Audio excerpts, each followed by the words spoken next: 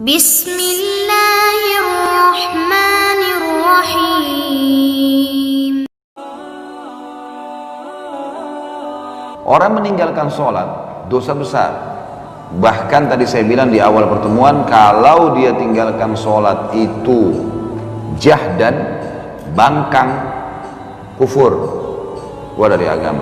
Kalau dia meninggalkan sholat takasulan, malas-malasan, ditakzir tadi, diingatkan, dimarahi, dihukum, ya. Baik, kita baca dulu dalil-dalil tentang masalah meninggalkan sholat ini, ya. Baru kita masuk nanti penutupan insya Allah masalah tata cara sholat itu sendiri. Kata beliau di sini, penulis buku mengangkat firman Allah surah Maryam ayat 59 sampai ayat 60. A'udzu billahi minasyaitonir rajim. Fa khalafa min ba'dihim khalfun adha'us salata wattaba'us syahawat fasawfa yalqawna ghayya illa man taba wa amana wa amila salihan fa ulaika yadkhuluna jannata wa la yudlamuna syai'a. Tentu ibu-ibu yang pegang buku, ada di ayat yang saya baca di atas ada titik-titik disambung di bawah di footnote-nya. Sambungan ayatnya ada di bawah itu. Footnote nomor 3. Maka datanglah sesudah mereka orang-orang yang tidak sholat. Itu efeknya, bahayanya adalah akan datang generasi setelah mereka juga yang tidak sholat, dan setiap orang yang meninggalkan sholat maka pasti akan mengikuti hawa nafsunya, dan mereka kelak akan menemui kesesatan. Nggak ada lagi panduan. Kalau tidak sholat udah hilang semuanya nih. Sholat ini penenang jiwa. Kecuali orang yang taubat, beriman dan mengerjakan kebaikan, maka mereka itu akan masuk surga dan tidak dizalimi sedikit pun. Ini dalil yang pertama tentang masalah meninggalkan sholat. Larangan, ada ancaman. Mereka akan sesat kalau tidak sholat. Kemudian dalam surah Al-Ma'un ayat 4 sampai ayat 5 bunyinya, a'udzubillahi minasyaitonirrajim, fawailun lil musallin alladzina hum an salatihim sahun. Maka celakalah bagi orang-orang yang sholat, yaitu orang-orang yang lalai dari sholatnya. Lalai, jadi dia sholat kapan dia mau. Tadi saya bilang, meninggalkan sholat secara malas-malesan. Kemudian ada satu tempat di neraka namanya sakar. Sakar ini tempat untuk menyiksa orang yang tidak sholat. Allah sebutkan dalam surah Al-Muddathir ayat 42 sampai 43. Al-Muddathir ayat 42 sampai 43. Tentu yang pegang buku bisa lihat di situ. Kalau yang belum punya bukunya bisa lihat, ya, buka Quran di HP-nya. A'udzu billahi minasyaitonir rajim. Ma salakakum fi saqar? Qalu lam nakum minal musallin. Apa para malaikat nanti akan tanya mereka, orang-orang yang masuk neraka sakar tuh, apa yang membuat kalian masuk ke dalam neraka sakar? Mereka menjawab, kami dahulu tidak termasuk orang-orang yang mengerjakan sholat. Jadi jelas ancamannya akan masuk ke dalam neraka. Nabi SAW bersabda, al-ahdu alladhi bainana wa bainahum tarkus salat, al-ahdu alladhi bainana wa bainahumus salat, wa man tarakah faqad kafar. Hadis ini sahih riwayat Tirmidzi dalam Kitabul Iman. Dan Ibnu Majah juga dalam kitab Iqamah was Salah was Sunnah fiha. Hakim juga menyebutkan dalam Mustadrak, ya, dan ini beliau juga mensahihkannya, dan Imam Az-Zahabi juga penulis buku kita ini juga mensahihkannya, yang berbunyi perjanjian yang ada antara kita dengan mereka adalah sholat. Maksudnya perbedaan dasar antara kita dengan orang-orang kafir adalah sholat. Maka barang siapa yang meninggalkannya maka dia telah kafir, dianggap kafir kalau dia meninggalkan sholat secara jahdan tadi, paksa, enggak, saya enggak mau sholat. Kemudian juga dalam hadis Nabi SAW yang berbunyi, man fatathu sholatul asri habita amalu. Barang siapa yang luput melaksanakan sholat asar sebagai bentuk pengingkaran, ya, maka amal ibadahnya telah gugur, dihapus amal ibadahnya semua. Ini ruginya, gitu kan. Jadi di antara 5 waktu sholat ini, sholat yang paling afdal adalah asar. Datang setelahnya subuh dan isya.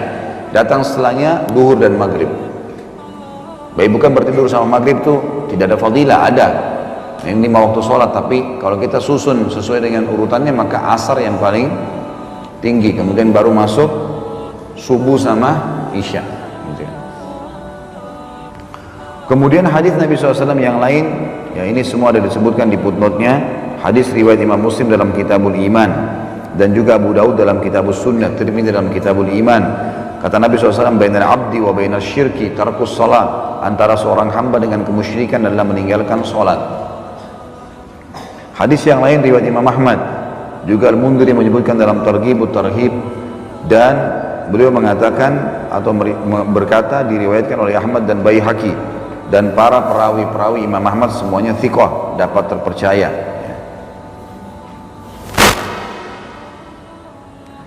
Kata Nabi SAW, man taraka salat muta'ammidan faqad bari'at minhu dhimmatullah. Barang siapa meninggalkan salat secara sengaja, maka sungguh jaminan Allah telah lepas darinya. Maksudnya jaminan makanan, jaminan minuman. Kita semua ini, ibu-ibu sekalian, kalau jaga 5 waktu salat, maka dipastikan semua yang kita butuh hari itu dipenuhi sama Allah. Udaranya, cahayanya, makanannya, minumannya, Allah kasih semua. Asal jaga waktu 5 waktu sholat, karena dia menciptakan langit dan bumi, dia menciptakan semuanya. Umar bin Khattab berkata, ama innahu la hadza fil islami li ahadin adha'a as-salah. Ketahuilah, tidak boleh diberikan kedudukan sedikit pun dalam Islam bagi seseorang yang menyia-nyiakan atau meninggalkan sholat. Gak boleh ada jabatan, gak boleh dihormatin, gak sholat gak bisa. Sampai para ulama mengeluarkan sebuah hukum fikih bahwasanya seorang wanita termasuk udzur syar'i cerai sama suaminya kalau suaminya nggak sholat 5 waktu, masuk dalam udzur syar'i, dia nggak dilaknat. Kan perempuan kalau minta cerai tanpa udzur syar'i kan dilaknat sama Allah, gitu kan. Jadi masuk dalam udzur syar'inya adalah kalau tidak sholat, harus diingatin, nggak boleh, ini nggak boleh main-main masalah sholat. Makanya ibu-ibu tuh ajarin anaknya sholat, ini sholat jangan main-main. Kata Nabi SAW, suruh mereka sholat di umur 7 tahun dan pukul di umur 10 tahun. Gak bisa main-main, harus sholat nomor 1 bagi mereka. Dikatakan dalam riwayat yang lain, kana ashabun Nabi SAW, kana ashabu Muhammadin SAW la yarawna syai'an minal amali tarkuhu kufrun ghairus sholat atau ghairus sholat. Ini disebutkan oleh Abu Hurairah anhu, sahabat Nabi yang mulia. Dahulu para sahabat Muhammad SAW tidak memandang sesuatu pun dari amal ibadah dalam Islam yang mana meninggalkannya adalah jelas kekufuran kecuali sholat. Nah, ini diriwayatkan oleh Hakim dalam Mustadrak dan juga diriwayatkan oleh Tirmidzi tanpa menyebutkan Abu Hurairah radhiyallahu anhu. Ibnu Hazm berkata, Ibnu Hazm ini seorang ulama dari Spanyol ya, zaman dulu ini, ulama Muslim. Setelah syirik mempersekutukan Allah, tidak ada dosa yang lebih besar daripada menunda sholat hingga habis waktunya dan membunuh seorang mukmin tanpa alasan yang benar. Saksi bahasan kita masalah meninggalkan sholat. Kemudian hadis yang lain juga Abu Hurairah meriwayatkan Rasulullah SAW bersabda, awwalu ma yuhasabu bihil abdu yawmal qiyamah min amalihi sholatuhu, fa in salahat faqad aflaha wa anjah, wa in fasadat faqad khaba wa khasir. Amal yang paling pertama kali dihisab pada hari kiamat dari seorang hamba adalah sholatnya. Jika sholatnya bagus maka dia beruntung, tamat. Dan sebaliknya jika sholatnya kurang maka dia gagal dan rugi. Hadis ini dihasankan oleh Imam Tirmidzi. Nabi kita Muhammad SAW memastikan bahwasanya kita atau beliau diperintahkan untuk ya memerangi orang-orang sampai mereka sholat. Sebagaimana hadis beliau, umirtu an uqatilan nasa hatta yashhadu an la ilaha illallah wa anna Muhammad Rasulullah wa yuqimus shalah wa yu'tuz zakah fa in fa'alu dzalika asamu minni dima'ahum wa amwalahum illa bihaqqil Islam wa hisabuhum 'ala Allah. Aku diperintahkan oleh Allah untuk memerangi manusia sampai mereka mengucapkan syahadat, asyhadu an la ilaha illallah Muhammad Rasulullah. Aku bersaksi tidak ada yang berhak disembah kecuali Allah, Muhammad adalah hamba juga utusannya. Lalu mereka mendirikan sholat, mereka membayar zakat. Apabila mereka telah melaksanakannya, maka mereka telah melindungi darah dan harta mereka dari bahayaku, kecuali disebabkan hak Islam dan perhitungan mereka kembali kepada Allah. Jadi memang Islam ini diperintahkan oleh Allah SWT kepada Nabi SAW untuk disebarin sampai mereka syahadat, sholat dan zakat. Kalau mereka melakukan maka mereka telah aman. Jadi saksi bahasan berarti ada ancaman orang yang tidak sholat. Kemudian hadis yang lain, tentu saya bacakan semua dalilnya. Saya agak percepat karena sudah mau jam 11 ya. Saya ada acara ceramah lagi tentunya. Saya akan bacakan dalilnya. Selanjutnya adalah hadis Bukhari Muslim. Anna rajulan qal, dari Abu Sa'id radhiyallahu anhu, anna rajulan qal ya Rasulullah ittaqillah. Qala wailaka awalastu ahaqqu ahli al-ardi an yattaqillah. an yattaqiyallah. Faqala Khalid bin Walid radhiyallahu anhu, ala adribu unukahu ya Rasulullah? Faqala la, la'allahu an yakuna yusalli. Bahwasanya seseorang laki-laki pernah berkata kepada Nabi SAW, bertakwalah, takutlah kau kepada Allah. Jadi kalimat ini berat sebenarnya itu dalam bahasa Arab. Jadi seakan-akan kau ini salah gitu loh. Takutlah sama Allah. Maka Nabi SAW sempat marah sama orang itu sambil berkata, ada apa denganmu? Bukankah aku adalah penduduk bumi yang paling berhak untuk takut sama Allah? Aku harus yang paling takut sama Allah. Kenapa harus kamu katakan itu? Maka sahabat Nabi yang lain namanya Khalid bin Walid radhiyallahu anhu berkata, ya Rasulullah, boleh saya penggal lehernya orang ini? Ini ngaco nih masa ngomong gitu. Saya penggal aja ya Rasulullah. Kata Nabi SAW, jangan. Barangkali dia termasuk orang yang melaksanakan sholat. Ternyata sholat ini menahan orang dari dibunuh gitu. Padahal dia sudah menghina Nabi SAW. Gitu kan? Jadi saking pentingnya sholat itu. Di dalam hadis yang lain, kata Nabi SAW, man lam yuhafid ala salati lam yakun lahu nur, wala burhan, wala najah. Wa kana yawmal qiyamati ma Qarun wa Fir'aun wa Haman wa Ubay bin Khalaf. Tapi tentu di sini masih diperselisihkan ulama tentang kesahihan hadisnya ya. Cuma di sini Imam Al-Ghazali mengangkatnya karena dia penguat saja.